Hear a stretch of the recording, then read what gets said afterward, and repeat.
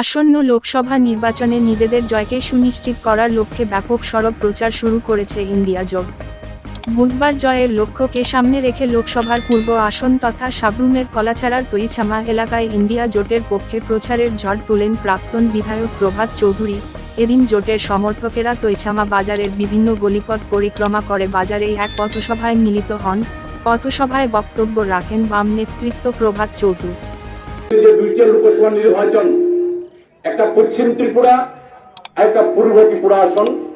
এই পূর্ব ত্রিপুরা আসন ফাইনাল 26 তারিখ লোকসভা চম্মারি নাই, 19 তারিখ পশ্চিম ত্রিপুরা নির্বাচন নাই। এই নির্বাচন ত্রিপুরা কাহিনী লোকসভা আসন নাই, সারা ভারতবর্ষ নিয়ে 543টা সিট পাও। এই 43টা সিট সম্মানীয় নাই ফাইনাল তাল নির্বাচন।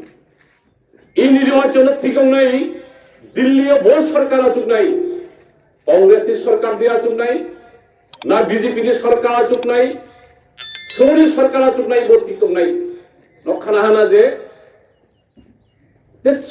কংগ্রেস বাই সিপিএম থাকই সারা ভারতবর্ষ তো থাকলে মোদী মেচেন নাই।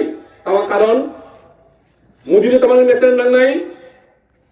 মোদী যে করক সাগাই 2014 ইংরাজি লোকসভা চঙ্গারিও যে সরকার আসুক পাইয়া খানায় 10 বছর ধরে এই বরফ 10 বছর আগে যে করক সামানি বিনি করক ভাই বিনি সামাই রোমানি ভাই কোন করক মিলিয়া বিনি ভাবে সাইড এই মোদী সরকার তাকলাই দিল্লি হইতে বনরক্ষায় নাই।